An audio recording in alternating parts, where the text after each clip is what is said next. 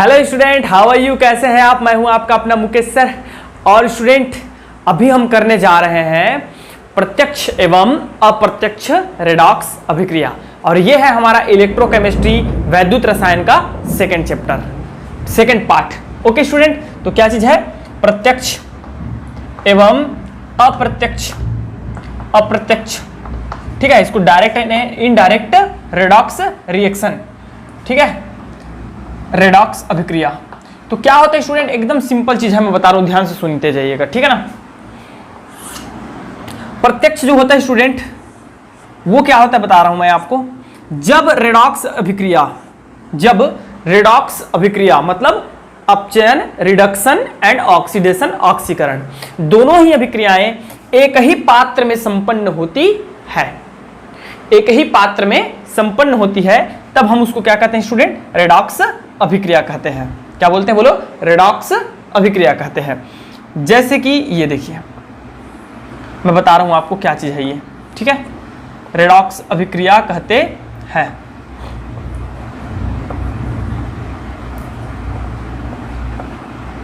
एक सिंपल चीज बना रहा हूं स्टूडेंट, मैं आपको अच्छे से समझाऊंगा, बट इसको थोड़ा सा आगे बढ़ने के बाद, क्योंकि बार बार उसी चीज को समझाना और बनाना उचित नहीं है। तो केवल आपको मैं अभी प्रत्यक्ष रेडॉक्स अभिक्रिया समझाता हूं, ये क्या है इस पे मत जाइएगा, ठीक है। तो जब एक ही पात्र में रिडक्शन की क्रिया जो है हमारा रेडॉक्स अभिक्रिया, ठीक है, अपचयन और ऑक्सीडेशन की क्रिया एक ही पात्र में संपन्न होती है, तब हम उसको बोलते हैं प्रत्यक्ष रेडॉक्स अभिक्रिया। इसका एग्जांपल है स्टूडेंट विद्युत अपघटनी सेल। क्या है, विद्युत अपघटनी सेल, विद्युत अपघटनी सेल, याद रखिएगा क्या चीज है इसका एग्जांपल, विद्युत अपघटनी सेल। जबकि अप्रत्यक्ष रेडॉक्स अभिक्रिया वे रेडॉक्स अभिक्रिया होती है स्टूडेंट जो दो पात्रों में संपन्न होती है। मतलब जब ऑक्सीकरण एवं अपचयन की अभिक्रियाएं दो पात्रों में संपन्न होती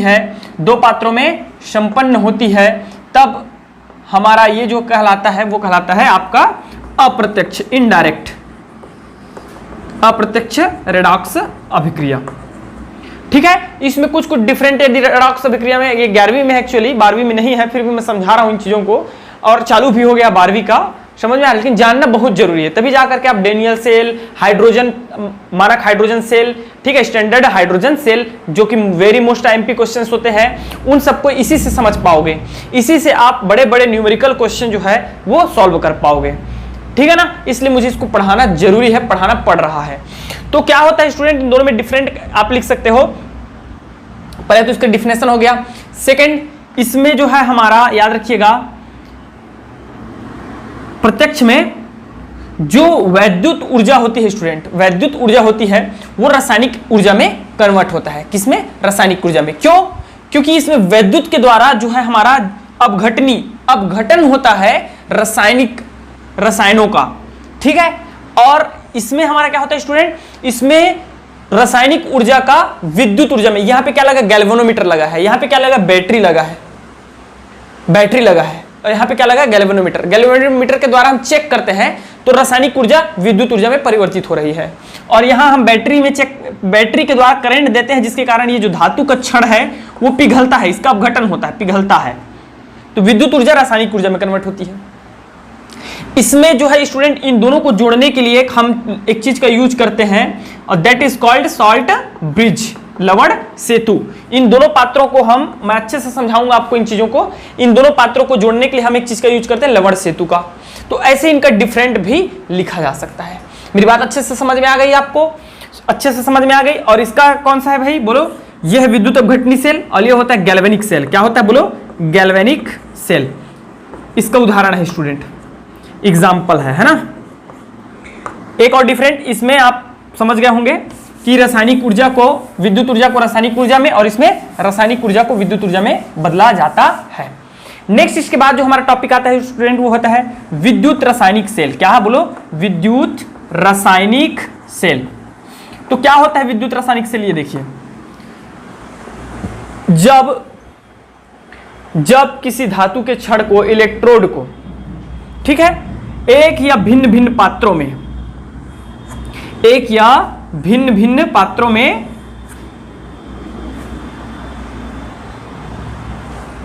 रख दिया जाता है और विद्युत ऊर्जा का रासायनिक ऊर्जा में और रासायनिक ऊर्जा का विद्युत ऊर्जा में जब परिवर्तन होता है तो इस संपूर्ण उपकरण या व्यवस्था को ही हम लोग क्या बोलते हैं स्टूडेंट? विद्युत रासायनिक सेल कहते हैं। क्या कहते हैं? विद्युत रासायनिक सेल कहते हैं। समझ में आ गई? ओके भाई, अब चलिए हम देखते हैं विद्युत रासायनिक सेल के टाइप्स, प्रकार देखते हैं। इनको सुनते जाइएगा, मैं और कुछ कुछ को लिखना भी है आपको सुन के मुझे, ठीक है ना? ओके स्टूडेंट, या ऐसा बोल सकते हो, क्या चीज कैसे बोल सकते हो विद्युत रासायनिक सेल क्या है? ऐसे उपकरण या व्यवस्था जिसमें रासायनिक ऊर्जा का विद्युत ऊर्जा में रूपांतरित होती है, अर्थात अप्रत्यक्ष रेडॉक्स अभिक्रिया संपन्न होता है, उसको हम क्या कहते हैं? विद्युत रासायनिक सेल कहते हैं। समझ में आ गया? अब इसके बाद आता है इसका टाइप। तो फर्स्ट टाइप है स्टूडेंट विद्युत रासायनिक सेल का, ठीक है, ये यही है हमारा केवल 12वीं में, वो है आपका गैल्वेनिक सेल। क्या है बोलो? गैल्वेनिक सेल, जिसको हम लोग एक और नाम से जानते हैं या वोल्टीय सेल। क्या? वोल्टीय सेल। तो क्या होता है गैल्वेनिक सेल या वोल्टीय सेल? सुनिएगा ध्यान से, ठीक है। वह सेल जो रासायनिक ऊर्जा को विद्युत ऊर्जा में रूपांतरित करता है उसे हम बोलते हैं गैल्वेनिक सेल, ठीक है। और यही अप्रत्यक्ष रेडॉक्स अभिक्रिया का एग्जाम्पल भी है, गैल्वेनिक सेल कहते हैं। चूंकि सर्वप्रथम रासायनिक ऊर्जा को विद्युत ऊर्जा में ए वोल्टा नामक वैज्ञानिक ने परिवर्तित किया था, अतः उसी के सानिध्य में या उन्हीं के, ठीक है, सम्मान में गैल्वेनिक सेल को वोल्टीय सेल भी कहा जाता है। समझ में आ गया अच्छे से सबको? मतलब इसमें हमारा अप्रत्यक्ष रेडॉक्स अभिक्रिया संपन्न होता है, अर्थात दो पात्र हम लोग यूज करते हैं स्टूडेंट, ठीक है। और रासायनिक ऊर्जा का हम किस में रूपांतरण करते हैं? विद्युत ऊर्जा में रूपांतरण करते हैं। यही है हमारा गैल्वेनिक सेल या वोल्टीय सेल। समझ में आ रहा सबको अच्छे से? एग्जाम्पल है इसका वोल्टीय सेल, ठीक है, डेनियल सेल। क्या है? Daniel cell. और स्टूडेंट बोल दीजिए और क्या चीज है? शुष्क सेल, शुष्क सेल। तो ये सब क्या है? इनके एग्जाम्पल्स हैं। ओके, क्लियर हुआ? तो ये होता है गैल्वेनिक सेल या वोल्टीय सेल। अब चलिए देखते हैं हम लोग डेनियल सेल, जो कि एक आईएमपी टॉपिक है, बहुत जबरदस्त, ठीक है।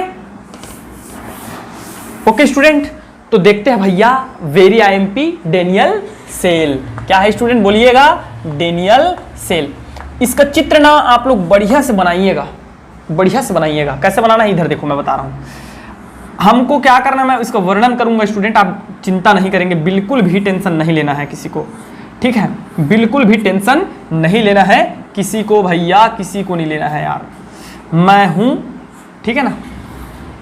ये देखिए क्या करना है मैं बता रहा हूं। दो पात्र लेना है क्योंकि हम रासायनिक ऊर्जा को विद्युत ऊर्जा में बदल रहे हैं, तो दो पात्र लीजिएगा, ठीक है। और दोनों पात्र में हम लोग क्या करेंगे स्टूडेंट? एक में हम कॉपर सल्फेट का विलयन, जिंक सल्फेट का विलयन भर देंगे। क्या भर देंगे? जिंक सल्फेट का विलयन भर देंगे। ये देखिए what is this? Zinc sulphate, ठीक है। और एक में हम भर देते हैं स्टूडेंट क्या चीज? कॉपर सल्फेट का विलयन। किस चीज का विलयन बोलो? कॉपर सल्फेट का विलयन, that is copper sulphate solution. समझ में आ गया? इन दोनों को स्टूडेंट मैं क्या करूंगा पता है? क्या करूंगा मैं? एक लवण सेतु द्वारा दोनों को जोड़ दूंगा। What is this? Salt bridge. पहली बार सुन रहे होंगे तो अच्छी बात है, क्योंकि इस चीज को मैं 11वीं में पढ़ाया था, हालांकि वीडियो नहीं मिलेगा आपको, ठीक है, और आप लोग पढ़ के आए होंगे। What is this? Salt bridge, ठीक है स्टूडेंट, सॉल्ट ब्रिज है। वेरी गुड यार। दोनों में क्या करते हैं हम लोग? कॉपर जिंक सल्फेट के जो विलयन है उसमें मैं क्या करूंगा स्टूडेंट? जिंक का एक जो है एनोड, जिंक का एक रॉड जो है डाल दूंगा इस प्रकार। किस चीज का रॉड है ये? जिंक का, जिंक रॉड है, छड़ है भाई, याद रखिएगा ना, जिंक छड़ है। और कॉपर सल्फेट के विलयन में मैं डुबा देता हूं किस चीज का? कॉपर का रॉड। किस चीज का? कॉपर का रॉड, कॉपर, ठीक है ना। और इन दोनों को एक तार के माध्यम से एवं गैल्वेनोमीटर या वोल्टमीटर की सहायता से हम लोग क्या करेंगे स्टूडेंट, जोड़ देंगे। क्या करेंगे बोलो भाई, जोड़ देंगे।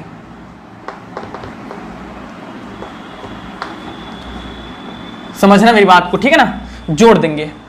इतना सबको समझ में आ गया। ये है जिंक छड़, ये है स्टूडेंट आपका एनोड। मैं बताऊंगा क्यों हम इसको एनोड बोलते हैं। और ये हमारा काम करता है कैथोड की भांति।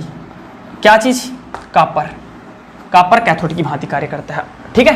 प्लस साइन, क्या साइन रखेंगे यहाँ पे, प्लस साइन रख देंगे, ऐसा। इतना चीज सबको अच्छे से समझ में आ गया। चलो सुनो अभी इसका वर्णन कैसे करना है। दो पात्र लेते हैं, एक पात्र में कॉपर सल्फेट एवं दूसरे पात्र में जिंक सल्फेट का विलयन लेते हैं। दोनों ही पात्र में जिंक, एक में जिंक का रॉड लगाते हैं, दूसरे में कॉपर का रॉड डाल दिया जाता है। दोनों तारों को संयोजित, दोनों रॉड को संयोजित तार के माध्यम से एवं गैल्वेनोमीटर की सहायता से जोड़ दिया जाता है।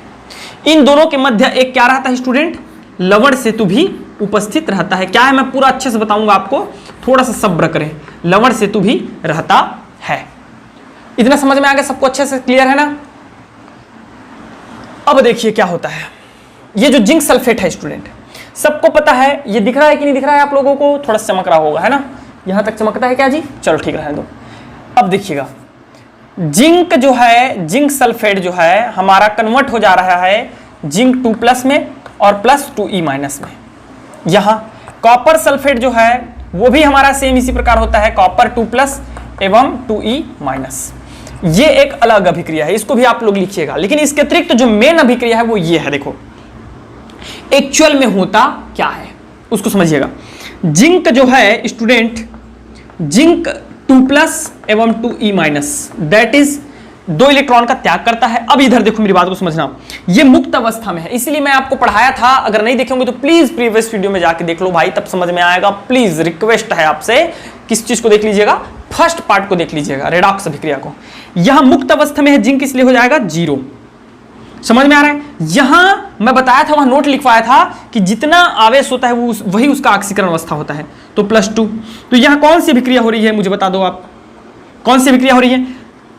जब ऑक्सीकरण अंक में वृद्धि होती है तो उसको हम लोग बोलते हैं ऑक्सीडेशन। क्या हो रहा है बच्चों, ऑक्सीडेशन हो रहा है। तो जिस भी पात्र में या जिस भी पात्र में हमारा ऑक्सीडेशन की क्रिया होती है, that is known as anode. क्या होता है, एनोड। और इसको हम लोग माइनस साइन से प्रदर्शित करते हैं, याद रखना। समझ में आ गया सबको अच्छे से। नेक्स्ट देखिएगा, नेक्स्ट स्टूडेंट कॉपर क्या करता है, यही कॉपर, ये जिंक यहां से निकला, मुक्त हुआ इलेक्ट्रॉन, क्या हुआ, जिंक 2+ बन गया और साथ में इलेक्ट्रॉन जो है निकल रहा है। ये इलेक्ट्रॉन जो है कहां जाकर ग्रहण करता है, कौन ग्रहण करता है, कॉपर ग्रहण करता है। कौन ग्रहण करता है बोलो, कॉपर ग्रहण करता है। इस इलेक्ट्रॉन को त्यागा है तो कोई तो ग्रहण करेगा, एक्सेप्ट करेगा ना भाई, तो वो कौन कर लेता है, कॉपर। और कॉपर क्या बना लेता है, 2A बना लेता है। यहां पे क्या लिखेंगे पता है, एक्वा लिखेंगे, एक्वा, ठीक है, एक्वा। ये आयंस के फॉर्म में रहते हैं इसलिए एक्वा, और ये सॉलिड के फॉर्म में रहते हैं, ठोस, इसलिए S लिख दीजिएगा, सॉलिड। इतना समझ में आ गया। तो यहां क्या हो रहा है, यहां देखिए ये 0 है और यहां क्या हो जाए, 2+ हो रहा है, सॉरी यार, सॉरी 2 इलेक्ट्रॉन ग्रहण करेगा, ये कॉपर 2+ रहता है, ये 2 इलेक्ट्रॉन ग्रहण करके ये क्या बना लेता है, सॉलिड बना लेता है, sorry my mistake, okay, AQ, aqua है। तो ये क्या हुआ, यहां पे 2 है और यहां 0 हो गया। तो यहां पे क्या हो रहा है स्टूडेंट, रिडक्शन का भी क्रिया हो रहा है। क्या हो रहा है, रिडक्शन, अपचयन हो रहा है। ये 2 है और यहां हो गया 0, तो इसको हम लोग शो करेंगे प्लस से, और that is known as cathode. क्या है, कैथोड। अच्छे से समझ में आ गया सबको, अच्छे से क्लियर है ना भाई, वेरी गुड। ये हो गई, ये हो गया। अब देखो मेरी बात को सुनते जाइएगा, यहां तक समझ में आ गया। तो ओवरऑल रिएक्शन क्या होगा स्टूडेंट, ओवरऑल क्या होगा देखना, ओवरऑल लिखना पड़ता है आपको, मैं इसको मिटा दे रहा हूं, ठीक है। ये 2 को, ये मैं आपके समझाने के लिए बनाया था इस चीज को, इसको मिटा देता हूं मैं, ठीक है, रिडक्शन वगैरह को मिटा देता हूं। अब मुझे क्या करना है, ओवरऑल रिएक्शन लिखना है। तो ओवरऑल रिएक्शन कैसे लिखते हैं, संपूर्ण अभिक्रिया कैसे लिखेंगे, 2 इलेक्ट्रॉन से 2 इलेक्ट्रॉन कैंसिल हो गया। यहां क्या है student, zinc solid, zinc solid, यहां लिख दूं क्या क्या क्या बचा बताओ, जिंक सॉलिड बचा है, ये दोनों कैंसिल आउट हो गया। और यहां क्या बचा है, लेफ्ट साइड में कॉपर बचा हुआ है, कॉपर, ठीक है ना। और ये क्या बना रहा है, ये बताओ मुझे, क्या बना रहा है बता दो भाई जल्दी से, सॉरी 2+ है यहां पे, कॉपर 2+, ये जो है आगे जा करके बना रहा है जिंक 2+ एंड कॉपर बना रहा है कि नहीं बना रहा है। तो यहां क्या हो रहा है, जिंक 2+ में बदल रहा है मतलब ऑक्सीडेशन, कॉपर में बदल रहा है, कॉपर आयन जो है कॉपर में बदल रहा है मतलब रिडक्शन, अर्थात इसमें क्या हो रहा है, एक रेडॉक्स अभिक्रिया संपन्न हो रही है। मेरी बात आपको समझ में आई कि नहीं आई? अच्छे से समझ में आ गया? तो that is a overall reaction. मैं इसको मिटा रहा हूं, इस चीज को मिटा रहा हूं, ठीक है ना? तो प्लीज किसी को नोट करना है तो कर लीजिएगा।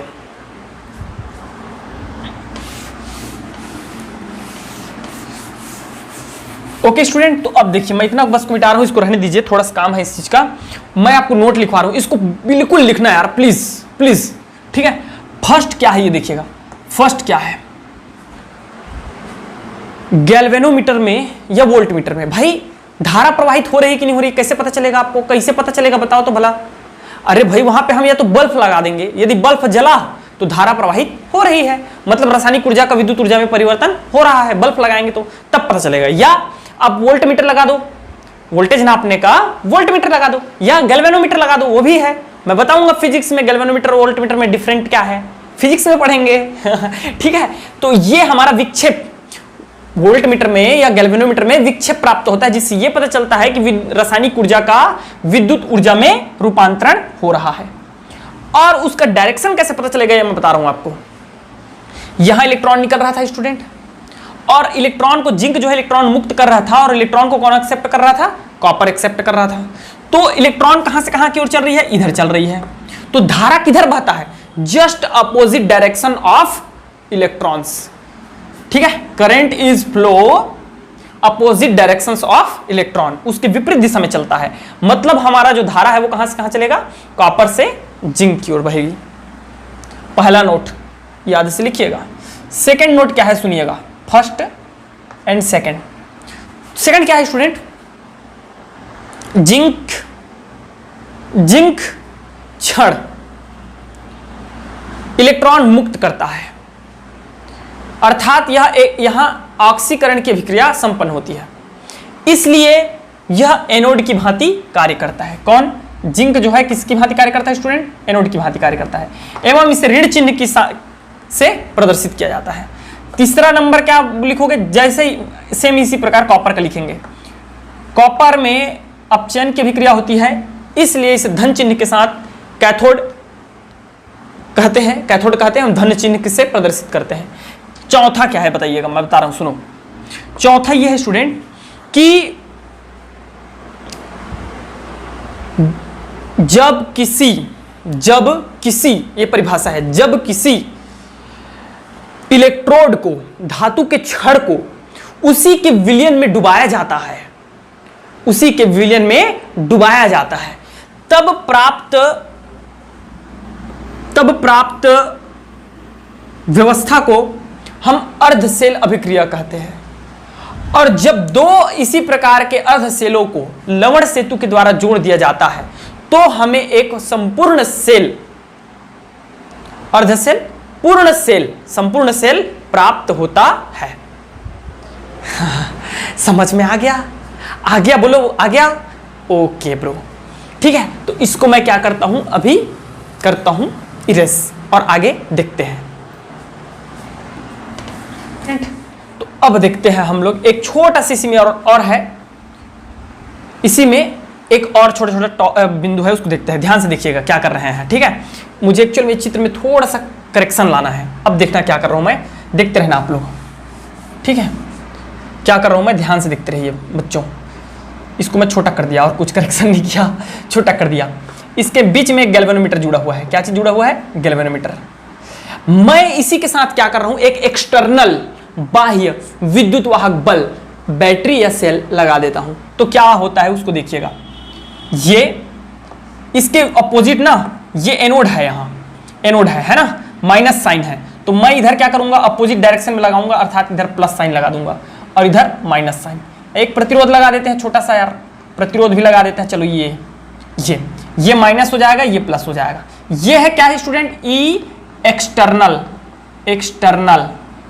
ठीक है? और ये क्या है? ई सेल है। मैं बता रहा हूं क्या चीज है, समझते जाइएगा ध्यान से, केयरफुली। ये कंडीशन है एक्चुअल में, एक क्या है कंडीशन है। जेई के प्रश्नों में, नीट के प्रश्नों में ये चीज आते हैं और ज्यादा टफ बनाना रहता है तो ये आपको बोर्ड्स एग्जाम में भी आते हैं। क्या है स्टूडेंट, एकदम आसान है। डेनियल सेल में एक बाह्य विद्युत वाहक बल जोड़ दिया जाता है, विद्युत वाहक बल, जिसको हम लोग ई से प्रदर्शित करते हैं, ठीक है। एक्सटर्नल विद्युत वाहक बल जोड़ दिया जाता है, अर्थात एक सेल जोड़ दिया जाता है। और ये जो ई सेल जो दिख रहा है वो एक्चुअल में इस सेल का विद्युत वाहक बल है, और ये क्या है, बाह्य विद्युत वाहक बल है। और ये क्या है बोलो, ये इस सेल का विद्युत वाहक बल है। तो 3 कंडीशंस होते हैं स्टूडेंट। 3 कंडीशन में देखिएगा क्या क्या होता है। पहला कंडीशन, यदि आप लोग को दिख रहा है कि नहीं दिख रहा है, यदि E external is less than E cell, मतलब आपके जो सेल है, डेनियल सेल है, उसका विद्युत वाहक बल एक्सटर्नल से, बाह्य विद्युत वाहक बल से अधिक है, तब की केस में क्या होता है स्टूडेंट, तब धारा जो है, विद्युत धारा, करंट जो है वो कहां प्रवाहित होते रहता है, इसी दिशा में प्रवाहित होते रहता है। कहां, कॉपर से जिंक की ओर प्रवाहित होता है। आप अच्छे से लिखेंगे ना, प्रवाहित होता है। एवं जो हमारा गैल्वेनोमीटर का जो संकेतक है, उसका जो साइन होता है, तीर का निशान, वो इसी प्रकार रहता है। समझ में आ रहा है, इसी प्रकार रहता है। किंतु धारा के प्रवाह में कुछ कमी आ जाती है, क्योंकि बाह्य हम विपरीत दिशा में लगा रहे हैं। अरे भैया, मैं इधर दौड़ रहा हूं, समझना मेरी बात को, इधर दौड़ रहा हूं, अब मेरे से कम बल वाला व्यक्ति, मैं इधर से धक्का दे रहा हूं, अब मेरे से कम बल वाला व्यक्ति दौड़ रहा हूं, उधर से मेरे से कम बल वाला व्यक्ति उधर से मुझे धक्का देने लगा अपोजिट डायरेक्शन में, तो क्या होगा, कम बल वाला है, इसलिए मैं दौड़ते तो रहूंगा, उधर ही दौड़ते रहूंगा, लेकिन पहले से कम दौड़ूंगा। समझ में आया, ठीक है ना। अब देखिएगा नेक्स्ट, सेकंड है हमारा स्टूडेंट क्या, यदि E external, what external is equal to E cell, मतलब दोनों बराबर हो गए, तब की केस में क्या होगा, कोई धारा प्रवाहित नहीं होगी। क्या, कोई धारा प्रवाहित नहीं होगी एवं संकेतक जो है परपेंडिकुलर रहेगा, सीधा। कैसे, अब दोनों का अगर हमारा बल समान हो गया, उसका भी, बाह्य का भी और अंदर मेरा भी, दोनों का बल समान हो गया, तो मैं आगे बढ़ पाऊंगा क्या, नहीं ना बढ़ूंगा, न तो वो बढ़ पाएगा, रुक जाएंगे। समझ में आ रहा है। तीसरा कंडीशन क्या है स्टूडेंट, सुनिएगा। तीसरा condition, if E external is greater than E cell, तब की केस में क्या होता है स्टूडेंट, इस केस में हमारा जो धारा है, करंट का जो फ्लो होता है वो पलट जाता है, मतलब इसका बल ज्यादा हो गया, विद्युत वाहक बल अपेक्षाकृत इसके, तब की केस में हमारा जो है जिंक से धारा जो है कॉपर की ओर बहने लगती है, क्योंकि यहां भी इलेक्ट्रॉन मुक्त होता है स्टूडेंट, याद रखिएगा। कॉपर सल्फेट है तो कॉपर 2+ आयन बनाएगा, इलेक्ट्रॉन रिलीज होगा कि नहीं होगा। तो इस कंडीशन में हमारा क्या होता है, जिंक से कॉपर की ओर बहने लगती है, धारा उलट जाता है और हमारा जो डायरेक्शन है वो इस प्रकार हो जाता है। देखिए, समझ में आ रहा है। तो ये एक छोटा सा कंडीशन था, ठीक है ना। ठीक है स्टूडेंट, तो इसको हम मिटा रहे हैं। अच्छा, लगे हाथ इसमें एक चीज और देख लो यार, थोड़ा सा, है ना। इसको मैं मिटा देता हूं, इसका काम खत्म हो गया, ठीक है। इसको मिटा देता हूं, इसी में थोड़ा सा चीज इसको देख लेते हैं। क्या चीज को देख लेते हैं भैया, सॉल्ट ब्रिज। ये एग्जाम में पूछा जा चुका है, मैं पहले बता देता हूं आपको, ठीक है, पहले पूछा जा चुका है। What is a salt bridge and its properties or work. क्या काम करता है ये सॉल्ट ब्रिज। सॉल्ट ब्रिज जो होता है स्टूडेंट, ये एक यू आकार का कांच की नली होती है, उल्टा दिख रहा है ना सबको, यू आकार के कांच की नली होती है, जिसमें प्रबल लवण या विद्युत अपघट्य जैसे potassium chloride, potassium nitrate, ammonium chloride आदि के जिलेटिन या अगार अगार नामक पदार्थ भरा रहता है, जो कि एक्चुअली चिपचिपा होता है। समझ में आ रहा है, इसमें भरा रहता है। ये देखो, ये भरा हुआ है, वो क्या है, यही है। एकदम ऐसे लिखना है आपको। इसका कार्य जो होता है स्टूडेंट, फर्स्ट होता है, ये एक संपूर्ण सेल अभिक्रिया बनाने के लिए आवश्यक होता है। अर्थात परिपथ को पूर्ण करता है। अब सेल अभिक्रिया को पूर्ण करता है, परिपथ को पूर्ण करता है। दूसरा स्टूडेंट क्या है, सुनिएगा, यह जो है विलयनों की उदासीनता को बनाए रखता है, विलयनों की उदासीनता को बनाए रखता है। ठीक है, तीसरा क्या है, सुनते जाइएगा, इसके कारण द्रव संधि विभव उत्पन्न नहीं होता, जो कि एक सेल के लिए बहुत ही आवश्यक है, ताकि उसमें किसी भी प्रकार का त्रुटि उत्पन्न ना हो। क्या है द्रव संधि विभव, बताते हैं आपको। चौथा क्या है स्टूडेंट, बता रहे हैं। चौथा जो है आप ऐसे लिख सकते हो कि 3 पर्याप्त है, कार्य हो गया, उदाहरण हो गया, परिभाषा हो गया। चलो ठीक है, अब मिटा रहे हैं इसको। ठीक है, अच्छा फिर मुझे इसको थोड़ा रोकना पड़ रहा है यार, फिर याद आ गया मुझे, टॉपिक आपका सीरीज से चल रहा है भाई, एकदम सीरीज से चल रहा है। ठीक है, इसमें कोई डाउट नहीं है, मैं टॉपिक वाइज पढ़ा रहा हूं, जैसे कि आपका CBSE, NCERT and state board का जो है बुक में दिया हुआ है। इसमें आप डाउट बिल्कुल मत करना कि मैं कहीं का कहीं पढ़ा रहा हूं, नहीं, बिल्कुल नहीं पढ़ाऊंगा मैं। ठीक है, एक्सपीरियंस है बेटा, एक्सपीरियंस है, ऐसे नहीं पढ़ाने आ गया हूं यहाँ आपको। ठीक है ना, एकदम सही चीज पढ़ाऊंगा। अब क्या है बता रहा हूं मैं, विद्युत रासायनिक सेलों को प्रदर्शित करना, गैल्वेनिक सेलों को प्रदर्शित करना, जो कि आपके न्यूमेरिकल के लिए वेरी आईएमपी है, और एकदम सरल तरीके से बता रहा हूं। सुनना क्या है, ये आपने क्या देखा था, बोलो बच्चों क्या देखा था, बोलो जल्दी से बोल दो भाई। हमने एक सर देखा था डेनियल सेल, जो कि क्या है, एक विद्युत रासायनिक सेल है, जिसको हम लोग वोल्टेज सेल भी कहते हैं, है ना, कहते हैं। फर्स्ट इसमें क्या है स्टूडेंट, क्या मैं बता रहा हूं आपको, क्या टॉपिक है, विद्युत रासायनिक सेल को प्रदर्शित करना, सेल को प्रदर्शित करना, प्रदर्शित करना। इसमें क्या हुआ था, इसको सुनो आप, क्या हुआ था बता रहा हूं मैं। जिंक जो है जिंक 2+ एवं 2e- इस प्रकार वियोजित होता है यहाँ, और ये इलेक्ट्रॉन इसके माध्यम से उधर चलने लगते हैं, और कहाँ जाके संयोग करते हैं स्टूडेंट, कॉपर के साथ जा करके ये क्या कर लेते हैं, संयोग कर लेते हैं, कॉपर आयन के साथ संयोग कर करके ये कॉपर बनाते हैं। तो इसका ओवरऑल रिएक्शन मैं बताया था आपको, ओवरऑल रिएक्शन कैसे लिखना था, इलेक्ट्रॉन से इलेक्ट्रॉन कट जाएगा तो जिंक और कॉपर 2+, ठीक है, और इधर आ जाएगा जिंक 2+ प्लस कॉपर आ जाएगा। इतना समझ में आया था।